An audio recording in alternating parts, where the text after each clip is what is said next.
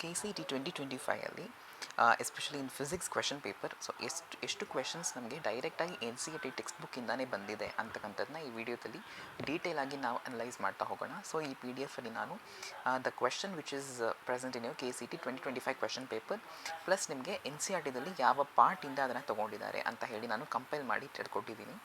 So let us go on and see all the questions which are related to NCERT. ಡೈರೆಕ್ಟಾಗಿ NCERT text ಬುಕ್ಕಿಂದ ಎಲ್ಲೆಲ್ಲಿಂದ ಬಂದಿದೆ ಅನ್ನೋದನ್ನು ಈ ವಿಡಿಯೋದಲ್ಲಿ cover ಮಾಡ್ತೀನಿ. ನೀವು ಈ ಚಾನಲ್ಗೆ ಫಸ್ಟ್ ಟೈಮ್ ವಿಸಿಟ್ ಮಾಡ್ತಾ ಇದ್ದೀರಾ ಅಂದರೆ ಇದೇ ರೀತಿ ಯೂಸ್ಫುಲ್ ಕಂಟೆಂಟ್ಸ್ಗಾಗಿ ನಮ್ಮ ಚಾನಲ್ಗೆ ಸಬ್ಸ್ಕ್ರೈಬ್ ಮಾಡ್ಕೊಳ್ಳಿ. ಈಗ ನಾವು ಕ್ವೆಶನ್ಸನ್ನು ಒಂದೊಂದಾಗಿ ನೋಡ್ತಾ ಹೋಗೋಣ. ಬಟ್ ಇದು ಫಸ್ಟ್ ಕ್ವೆಶನ್ ಅಂತ ತೊಗೊಂಡಿರೋದು ಬಂದು ಇನ್ domestic electric main supply the voltage and current R ಅಂತ ಕೊಟ್ಟಿದ್ದಾರೆ. ಸೊ ಎಲ್ರಿಗೂ ಗೊತ್ತು ಇದು AC voltage and AC current. So ನೋಡಿ ಇಲ್ಲಿ ಇದು ಆಲ್ಟರ್ನೇಟಿಂಗ್ ಕರೆಂಟಿಂದ ತೊಗೊಂಡಿದ್ದಾರೆ. ಸೊ ಸ್ಟಾರ್ಟಿಂಗಲ್ಲಿ ನೋಡಿ ಇಲ್ಲಿ the electric main supply in our homes and office is a voltage that varies as sine function. ಮತ್ತು ನೋಡಿ ಇಲ್ಲಿ alternating voltage and the current driven by it is alternating current. ನೋಡಿ electric mains in homes and offices ನೋಡಿದ್ರೆ. So ಇದು text ಬುಕ್ಕಲ್ಲಿಂದಾನೇ ಬಂದಿದೆ. So that is a direct question ಅಂತ consider ಮಾಡ್ಬೋದು. And next question will be this one. ನೋಡಿ ಇದು ಎಲ್ರಿಗೂ ಗೊತ್ತಿರುತ್ತೆ, ನಿಮ್ಮ ಬೋರ್ಡ್ ಎಕ್ಸಾಮ್ಸಲ್ಲಿ ಈ ಕ್ವೆಶನ್ ತುಂಬ ಇಂಪಾರ್ಟೆಂಟ್ ಆಗುತ್ತೆ. ಏನು ಅಂದರೆ ದಿ ವೇರಿಯೇಷನ್ ಆಫ್ ರೆಸಿಸ್ಟಿವಿಟಿ. ನೋಡಿ ಇಲ್ಲೇನಿದೆಯಲ್ಲ, ಸಿ ದಿಸ್ ಇಸ್ ಈ ಗ್ರಾಫ್ ನೋಡಿ, this is for copper and this is ನಿಕ್ರೋಮ್ಗೆ ನಿಮಗೆ ಸ್ಟ್ರೈಟ್ ಲೈನ್ ಇದೆ, ಆ್ಯಂಡ್ ಫಾರ್ ಸೆಮಿಕಂಡಕ್ಟರ್ಗೆ you have a this curve. ಇವಾಗ ಏನು ಮಾಡಿದ್ದಾರೆ, ಈ ಮೂರು ಕರ್ವ್ಸನ್ನು ಅವರು ಒಂದೇ ಗ್ರಾಫಲ್ಲಿ ಕಂಪೈಲ್ ಮಾಡಿ ಕೊಟ್ಟಿದ್ದಾರೆ. ದಟ್ ಇಸ್ ನೋಡಿ ಇಲ್ಲಿ ಸೇಮ್ ಕ್ವೆಶನ್ ಅಲ್ವಾ. ಸೊ ಮೂರನ್ನು ಒಂದೇ ಗ್ರಾಫಲ್ಲಿ ಕಂಪೈಲ್ ಮಾಡಿ. ಈ ಥರ ಕ್ವೆಶನ್ಸ್ ಎಲ್ಲ ನಿಮ್ಮ ನೀಟ್ ಎಕ್ಸಾಮಿನೇಷನ್ ನೀವು ನೋಡಿರ್ಬೋದು. For example adiabatic process and isothermal, isobaric, isochoric ಅಂತ ಈ ಥರ ಪ್ರಾಸೆಸನ್ನು ಕಂಪೈಲ್ ಮಾಡಿ ಕೊಡ್ತಾರೆ. ಸೇಮ್ ವೇ ಇಲ್ಲೂ ಕೊಟ್ಟಿದ್ದಾರೆ. ಸೊ ನೋಡಿ ಇದು ಅಷ್ಟೇ ಟೆಕ್ಸ್ಟ್ ಬುಕ್ಕಲ್ಲಿ ಏನಿದೆಯಲ್ಲ ಸೇಮ್ ಅದೇ ಥರ ಇದೆ. ನೋಡಿ ಕಾಪರ್ ಅಂತ ಕೊಟ್ಟಿದ್ದಾರೆ. ಸೊ ಕಾಪರ್ ಇದೆ. ನಿಕ್ರೋಮ್ ಅಂತ ಇದೆ. So same nichrome and semiconductor ನೋಡಿ ಇದು NCERT ಟೆಕ್ಸ್ಟ್ ಬುಕ್ಕಿಂದಾನೇ ಬಂದಿದೆ. And third question. So third question is from your moving charges and magnetism ಇಂದ. So this is very famous derivation for 5 marks ಅಲ್ವಾ. So ನೋಡಿ ಏನಾಗುತ್ತೆ ನೋಡಿ, the current is in opposite direction ಅಂದರೆ ಇಲ್ಲಿ ರಿಪೆಲ್ ಮಾಡುತ್ತೆ, ಅದು ಎಲ್ರಿಗೂ ಗೊತ್ತಿರುತ್ತೆ. ಆ್ಯಂಡ್ ನೋಡಿ ಇಲ್ಲಿ it is μ0I² divided by 2πr, ಇದು ಎಲ್ರಿಗೂ ಗೊತ್ತು. ಆ್ಯಂಡ್ ಇದು ಅಷ್ಟೇ ಟೆಕ್ಸ್ಟ್ ಬುಕ್ಕಲ್ಲೇ ಇದೆ. Very simple. ನೆಕ್ಸ್ಟ್ ಒಂದು ಫೋರ್ತ್ ಕ್ವೆಶನ್ ಬಂದು ಎ ಸೊಲೆನಾಯ್ಡ್ 1 ಮೀಟರ್. ನೋಡಿ ಈ ಕ್ವೆಶನ್ ತುಂಬ ಇಂಟ್ರೆಸ್ಟಿಂಗ್ ಇದೆ, ಬಿಕಾಸ್ ಟೆಕ್ಸ್ಟ್ ಬುಕ್ಕಲ್ಲಿ ಏನು ಮಾಡಲಲ್ಲಿ ಇದೆಯೋ ಸೇಮ್ ಅದೇ ಥರ ಕ್ವೆಶನ್ ಕೊಟ್ಟಿದ್ದಾರೆ. ನೋಡಿ 1 metre long, 4 centimetre diameter, 5 layers ಇದೆ ಅಂತೆ, and number of running is 1000 and current ಬಂದು 7 ampere. Magnetic field at the centre of the solenoid ಕೇಳ್ತಾ ಇದ್ದಾರೆ. ಇಲ್ಲಿ ನೋಡಿ ಇಲ್ಲಿ ಸೇಮ್ ಅದೇ ಥರ ಬಟ್ ನಂಬರ್ಸ್ನ ಚೇಂಜ್ ಮಾಡಿದ್ದಾರೆ. ನೋಡಿ 80 ಸೆಂಟಿಮೀಟರ್, 5 ಲೇಯರ್ಸ್ ಅಂತ ಇದೆ ಸೇಮ್, ಆ್ಯಂಡ್ 400 ಟರ್ನ್ಸ್ ಇದೆ. ಸೊ ಸೇಮ್ ಥಿಂಗ್ ಎಷ್ಟು the magnitude of magnetic field ಕೇಳ್ತಾ ಇದ್ದಾರೆ. ಸೊ ಸೇಮ್ ಮಾಡೆಲ್ ಬಟ್ ಅವರು ಏನು ಚೇಂಜ್ ಮಾಡಿದ್ದಾರೆ, ಜಸ್ಟ್ ದಿ ನ್ಯೂಮರಿಕಲ್ ವ್ಯಾಲ್ಯೂಸ್ನ ಚೇಂಜ್ ಮಾಡಿ ಕೊಟ್ಟಿದ್ದಾರೆ. And next fifth question will B ನೋಡಿ ಗಾಸ್ ಲಾ. ಸೊ ಗಾಸ್ ಲಾ ಎಲ್ರಿಗೂ ಗೊತ್ತು ಬಟ್ ಅದು ಟೆಕ್ಸ್ಟ್ ಬುಕ್ಕಿಂದನೇ ಕೊಟ್ಟಿದ್ದಾರೆ. ನೋಡಿ which of the following statement is A correct statement ಯಾವುದು ಅಂತ ಕೇಳಿದ್ದಾರೆ. ಎಲ್ಲ ಲೈನ್ಸು ನಿಮ್ಮ NCERT ಟೆಕ್ಸ್ಟ್ ಬುಕ್ಕಲ್ಲಿ ಇದೆ. ಫಾರ್ ಯುವರ್ ಕೈಂಡ್ ಇನ್ಫಾರ್ಮೇಷನ್ ಇಲ್ಲಿ ಪ್ರೂಫ್ ಇದೆ ನೋಡಿ. The Gauss law is true for any closed surface no matter what shape it is. ನೋಡಿ ಎಲ್ಲ ಟೆಕ್ಸ್ಟ್ ಬುಕ್ಕಲ್ಲಿ ಏನಿದೆಯೋ ಅದೇ ಪಾಯಿಂಟ್ಸ್ನ ಇವರು ಕೊಟ್ಟಿದ್ದಾರೆ. ಇದರಲ್ಲಿ ಕರೆಕ್ಟ್ ಸ್ಟೇಟ್ಮೆಂಟ್ನ ಕೇಳಿದ್ದಾರೆ. So that is also from NCERT. And sixth question will be from equipotential surfaces. ನೋಡಿ ಇಲ್ಲಿ which of the following is not true. ನೋಡಿ ಇಂಥ ಕ್ವೆಶನಲ್ಲಿ ನೀವು ತುಂಬ ಕೇರ್ಫುಲ್ ಆಗಿರಬೇಕು. ನೀವು ಕ್ವೆಶನ್ ಓದ್ತಾ ಇರಬೇಕಾದ್ರೆ ನಾಟ್ ಟ್ರೂ ಅಂತ ನೋಡಿಲ್ಲ ಅಂದರೆ ನೀವು ಫಸ್ಟ್ ಟ್ರೂ ವ್ಯಾಲ್ಯೂ ಇರುತ್ತೆ, ನೀವು ಅದನ್ನೇ ಮಾರ್ಕ್ ಮಾಡಿದ್ರೆ you won't get 1 mark. So that is very very important. ನೋಡಿ ಏನು ಕೊಟ್ಟಿದ್ದಾರೆ ಇಲ್ಲಿ, work done to move a charge on equipotential is not 0 ಅಂತ ಕೊಟ್ಟಿದ್ದಾರೆ ಅಲ್ವಾ. ನೋಡಿ ಇಲ್ಲಿ ಸೊ ಎಲ್ಲ ಏನು ಲೈನ್ಸ್ ಇದೆಯೋ ಎಲ್ಲ ನಿಮ್ಮ ಟೆಕ್ಸ್ಟ್ ಬುಕ್ಕಲ್ಲಿದೆ. Always perpendicular to electric equipotential surfaces. Potentials is for uniform electric field are parallel and equidistant from each other. ಓಕೆನಾ. ನೋಡಿ ಇಲ್ಲೆಲ್ಲ ಏನು ಟೆಕ್ಸ್ಟ್ ಬುಕ್ಕಲ್ಲಿದೆ ಅದನ್ನೇ ಕೊಟ್ಟಿದ್ದಾರೆ. It is normal to the electric field at a point. No work is done to move a test charge. So text ಬುಕ್ಕಲ್ಲಿ ಏನಿದೆಯೋ same ಅದೇ ಪಾಯಿಂಟ್ಸ್ನ ಇಲ್ಲಿ ಕಂಪೈಲ್ ಮಾಡಿ ನಿಮ್ಮ ಒಂದು ಸ್ಟೇಟ್ಮೆಂಟ್ ಟೈಪ್ ಕ್ವೆಶನಲ್ಲಿ ಕೇಳಿದ್ದಾರೆ. And next one seventh question, the angle between the wave velocity and particle velocity. So this is kind of indirect question. ಇಲ್ಲಿ ಟ್ರಾನ್ಸ್ವರ್ಸ್ ವೇವ್ ಅಂತ ಕೊಟ್ಟಿದ್ದಾರಲ್ಲ, ಟ್ರಾನ್ಸ್ವರ್ಸ್ ವೇವಲ್ಲಿ what is the angle between them ಅಂತ ಕೇಳಿದ್ದಾರೆ. ನೋಡಿ ಇಲ್ಲಿ it is normal to the direction. Normal wave particle motion is normal to the direction of propagation of wave ಅಂತ ಕೊಟ್ಟಿದ್ದಾರೆ. So that is the thing here. ಓಕೆನಾ, transverse wave. So this is the thing. ಇದೆ ನಮ್ಮ 7th question. The 8th question ನೋಡಿ ಇಲ್ಲಿ. So this is very important question. ಈ ಕ್ವೆಶನಲ್ಲಿ ನಿಮಗೆ ಅಪ್ಹೀಲಿಯನ್ ಆ್ಯಂಡ್ ಪೆರಿಹೀಲಿಯನ್ ಅನ್ನೋ ವರ್ಡ್ ಗೊತ್ತಿಲ್ಲ ಅಂದರೆ definitely you can't able to attend this question. ಓಕೆನಾ. ಅಪ್ಹೀಲಿಯನ್ ಅಂದರೆ this is aphelion and perihelion ಅಂದರೆ ದಿಸ್ ಒನ್.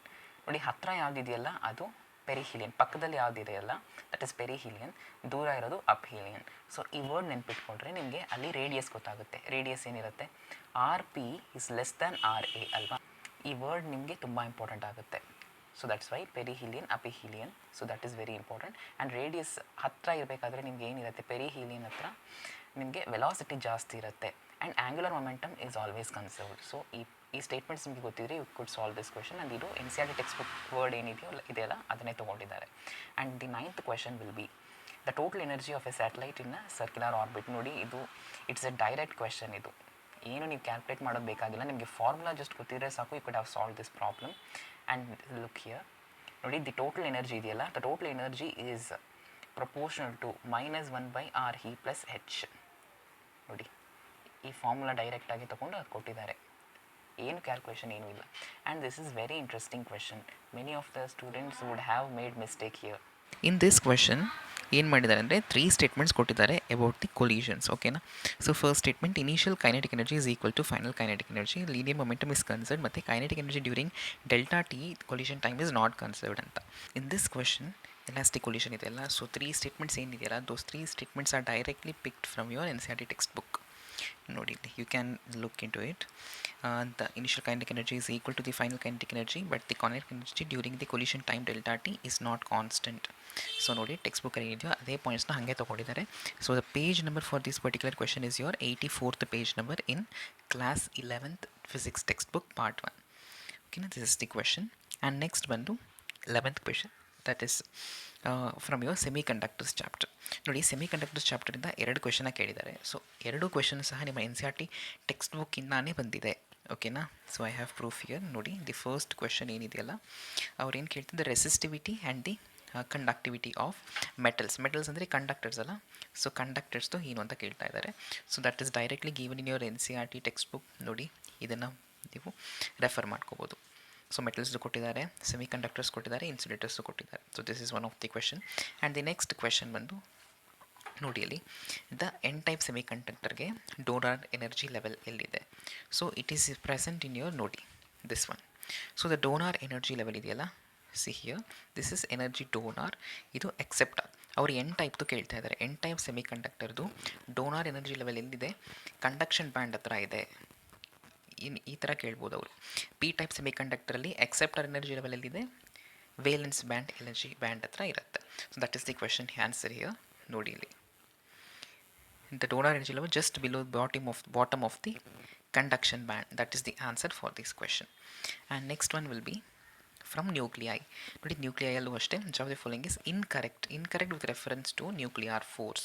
ನೋಡಿ, ಅದಕ್ಕೆ ಗ್ರಾಫ್ ನಿಮಗೆ ಆನ್ಸರ್ ಆಗುತ್ತೆ. ಗ್ರಾಫಲ್ಲಿ ಕ್ಲಿಯರಾಗಿ ಮೆನ್ಷನ್ ಮಾಡಿದ್ದಾರೆ. Force is attractive for greater than R0, less than R0ಗೆ ನಿಮಗೆ ರಿಪಲ್ಸಿವ್. ಓಕೆನಾ. ಸೊ ಈ ಲೈನ್ನ ನೀವು ಓದಿದರೆ you could have answered this particular question. ಓಕೆನಾ. See this one. Okay. And ನಿಮ್ಮ ಐಸೋಟೋಪ್ಸ್ ಆ್ಯಂಡ್ ಐಸೋಬಾರ್ಸ್ ಇದು ಅಷ್ಟೇ NCERT ಟೆಕ್ಸ್ಟ್ ಬುಕ್. ಇದೆಲ್ಲರಿಗೂ ಗೊತ್ತಿರುತ್ತೆ. It's very basic thing, but also ನಿಮ್ಮ NCERT ಟೆಕ್ಸ್ಟ್ ಬುಕ್ಕಿಂದಾನೇ ಇದನ್ನು ತೊಗೊಂಡಿರೋದು. You can see here. ನೋಡಿ, ಈ ಪ್ಯಾರಾಗ್ರಾಫಲ್ಲಿ ಕೊಟ್ಟಿದ್ದಾರೆ ಎಕ್ಸಾಂಪಲ್ಸ್. ಐಸೋಟೋಪ್ಸ್ಗೆ ಎಕ್ಸಾಂಪಲ್ಸ್ ಯಾವುದು, ಐಸೋಬಾರ್ಸ್ಗೆ ಎಕ್ಸಾಂಪಲ್ ಯಾವುದು, ಮತ್ತು ಐಸೋಟೋನ್ಸ್ಗೆ ಎಕ್ಸಾಂಪಲ್ ಯಾವುದು. ಆ್ಯಂಡ್ 15th ಕ್ವೆಶನ್ ನೋಡಿ, this one. This is very interesting question. ನೋಡಿ, ಇಲ್ಲೊಂದು ಲೆನ್ಸ್ ತೊಗೊಂಡಿದ್ದಾರೆ. ಲೆನ್ಸ್ಗೆ ಅವರೇನು ಪ್ಯಾರಲಲ್ ಈ ಥರ ರೇಸ್ ಇನ್ಸಿಡೆಂಟ್ ಆಗ್ತಾ ಇದೆ. So if this is the case, then what will be the refracted wave front. So ಇದು ವೇವ್ ಫ್ರಂಟ್. ಓಕೆನಾ. So what will be the refracted wave front ಹೇಗಿರುತ್ತೆ? The answer is this one. First option answer ಆಗಿರುತ್ತೆ. So ಇದಕ್ಕೆ reference ಯಾವುದು ಅಂದರೆ ನಿಮ್ಮ NCERT text ಬುಕ್ಕಲ್ಲಿ ಈ ಡಯಾಗ್ರಾಮ್ ನೋಡಿ. ಇಲ್ಲಿ ಇನ್ಸಿಡೆಂಟ್ ಹೇಗೆ ಆಗ್ತಾ ಇದೆ, it is a plane wave front ಅಲ್ವಾ. So it is a convex lens, ಅದನ್ನೇ ಕೊಟ್ಟಿರೋದವರು. ನೋಡಿ, ವೆರಿ ಸಿಂಪಲ್. ಇಲ್ಲಿ ಯಾವ ಲೆನ್ಸ್ ಇದೆ, ಕಾನ್ವೆಕ್ಸ್ ಲೆನ್ಸೇ ಕೊಟ್ಟಿದ್ದಾರೆ ಅಲ್ವಾ. ಸೊ ಕಾನ್ವೆಕ್ಸ್ ಲೆನ್ಸ್, ಇಲ್ಲೂ ಕಾನ್ವೆಕ್ಸ್ ಲೆನ್ಸ್ ಇದೆ, and here also they have given the convex lens. So ಹೇಗೆ ಬರುತ್ತೆ ಅದು, ನೋಡಿ like this, it is spherical wave front ಆಗಿ ಅದು ರಿಫ್ರಾಕ್ಟೆಡ್ ವೇವ್ ಫ್ರಂಟ್ ಬರುತ್ತೆ. ಆದರೆ ಇದು ಕಾನ್ವರ್ಜ್ ಆಗುತ್ತೆ ಒಂದು ಕಡೆಯಲ್ಲಿ. This is refracted wave front. So ಅದೇ ಅವರು ಮಿರರಲ್ಲಿ ಕೇಳಿದ್ರೆ ಏನಾಗ್ತಾಯಿತ್ತು, ಈ ಥರ ಬರ್ತಾಯಿತ್ತು. ಓಕೆನಾ. So this is the question from your wave optics. ನೋಡಿ, ವೇವ್ ಆಪ್ಟಿಕ್ಸಲ್ಲಿ ಯೂಶ್ವಲಿ ನೀವೇನು ಎಕ್ಸ್ಪೆಕ್ಟ್ ಮಾಡ್ಬೋದು, ಐದರ್ ಇಂಟೆನ್ಸಿಟಿ ಮೇಲೆ ಕ್ವೆಶನ್ಸ್ನ ಎಕ್ಸ್ಪೆಕ್ಟ್ ಮಾಡ್ಬೋದು, ಅಥವಾ YDSC ಕಾನ್ಸೆಪ್ಟಿಂದ ಎಕ್ಸ್ಪೆಕ್ಟ್ ಮಾಡ್ಬೋದು. ಬಟ್ ಈ ಇಯರ್ ನೋಡಿ ಈ ಡಯಾಗ್ರಾಮಿಂದ ಕೇಳಿದ್ದಾರೆ. ಸೊ ದಟ್ಸ್ ವಾಟ್, ನೀವು ಯಾವುದು ಬರುತ್ತೆ ಅಂತ ಎಕ್ಸ್ಪೆಕ್ಟ್ ಮಾಡೋಕ್ಕೆ ತುಂಬ ಕಷ್ಟ ಆಗುತ್ತೆ. ಸೊ NCERT ಟೆಕ್ಸ್ಟ್ ಬುಕ್ಕನ್ನು ದಯವಿಟ್ಟು ಕರೆಕ್ಟಾಗಿ ಸ್ಟಡಿ ಮಾಡಿ. ಆ್ಯಂಡ್ 16th ಕ್ವೆಶನ್ ನೋಡಿ, image formed by the objective lens of A compound microscope. So ಇದು ಬೋರ್ಡ್ ಎಕ್ಸಾಮ್ಗೂ ಸಹ ವೆರಿ ವೆರಿ ಇಂಪಾರ್ಟೆಂಟ್ ಕ್ವೆಶನ್ ಇದು. ನೋಡಿ, ಇದು ಅಷ್ಟೇ ಡಯಾಗ್ರಾಮಲ್ಲಿ ಕೊಟ್ಟಿದ್ದಾರೆ ಇಲ್ಲಿ. Look here, the objective lens, the lens nearest to the object is called as what? Objective lens forms what? Real inverted magnified image of the object. So real inverted magnified alva, real inverted magnified,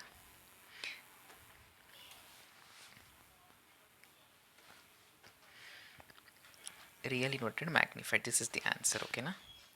ಇದು page number 243 ನೀವು ನೋಡ್ಬೋದು. And 17th question ಇದು ಅಷ್ಟೇ, from electromagnetic ವೇವ್ಸಿಂದ. So very famous question. Either wave length order ಕೇಳ್ತಾರೆ ಅಥವಾ frequency order ಕೇಳ್ತಾರೆ. ಓಕೆನಾ. So that is the question here. ಇದು ಅಷ್ಟೇ, ನೀವು ಇದನ್ನು ರೆಫರ್ ಮಾಡ್ಕೋಬೋದು. ಕರೆಕ್ಟಾ. So this is the end of the question series. Totally 17 questions ಇದೆಯಲ್ಲ, it is directly from your NCERT text books. ನಾವೇನು ಫಸ್ಟಿಂದ ನೋಡಿದ್ವಿ, starting from here, that is alternating ಕರೆಂಟಿಂದ ಇಲ್ಲಿವರೆಗೂ 17 ಕ್ವೆಶನ್ಸ್ ಡೈರೆಕ್ಟಾಗಿ ನಿಮ್ಮ NCERT ಟೆಕ್ಸ್ಟ್ ಬುಕ್ಕಿಂದನೇ ಕೇಳಿದ್ದಾರೆ. ಓಕೆನಾ. ಆದರೆ ಡೈರೆಕ್ಟಾಗಿ ನಿಮ್ಮ NCERT ಟೆಕ್ಸ್ಟ್ ಬುಕ್ಕಲ್ಲಿ ಏನಿದೆಯಲ್ಲ ಅದೇ ಲೈನ್ನ ಪಿಕ್ ಮಾಡಿ either the question or the statements ಆ ಥರ ಕೇಳಿದ್ದಾರೆ, ಆರ್ ದಿ ಡಯಾಗ್ರಾಮ್ಸ್. ಸೊ ಇದು 17 ಕ್ವೆಶನ್ಸ್ ಆಯಿತು. ಇನ್ನು ರಿಮೈನಿಂಗ್ ಎಷ್ಟು ಕ್ವೆಶನ್ಸ್ ಇದೆ? ರಿಮೈನಿಂಗ್ ಯುವರ್ 43 ಕ್ವೆಶನ್ಸ್ ಏನಿದೆಯಲ್ಲ, ದೋಸ್ 43 questions are directly R indirectly from your NCERT text book ಅಂತ ನಾನು ಹೇಳ್ತೀನಿ. ಬಿಕಾಸ್ ನೋಡಿ, 17 ಕ್ವೆಶನ್ಸ್ ಏನು ಡೈರೆಕ್ಟ್ಲಿ ಫ್ರಮ್ NCERT ಬಂದಿದೆಯಲ್ಲ, ಈ 43 ಕ್ವೆಶನ್ಸಲ್ಲಿ ಇನ್ನೂ ಒಂದು 20 ಕ್ವೆಶನ್ಸ್ ಏನಿರುತ್ತೆ ಡೈರೆಕ್ಟ್ಲಿ ಫಾರ್ಮುಲಾ ಬೇಸ್ಡೇ ಇರುತ್ತೆ, that is from your text book. But I have not covered those one. ಈ 17 ಕ್ವೆಶನ್ಸ್ ಏನಿದೆಯಲ್ಲ, these are directly from your NCERT. So I am focusing that NCERT textbook plays a very important role in these kind of examinations, especially your KCET. ಓಕೆನಾ. So ಇದು ಫಿಸಿಕ್ಸ್ದಾಯಿತು. ಫಿಸಿಕ್ಸಲ್ಲಿ ನಾನು completely ಯಾವ್ಯಾವ questions ಎಲ್ಲಿಂದ ಬಂದಿದೆ ಅಂತ cover ಮಾಡಿದ್ದೀನಿ. ನಿಮಗೆ ಈ ವಿಡಿಯೋ ಯೂಸ್ಫುಲ್ ಅನಿಸಿದ್ರೆ ನಮ್ಮ ಚಾನಲ್ಗೆ ಸಬ್ಸ್ಕ್ರೈಬ್ ಮಾಡ್ಕೊಳ್ಳಿ. Thank you.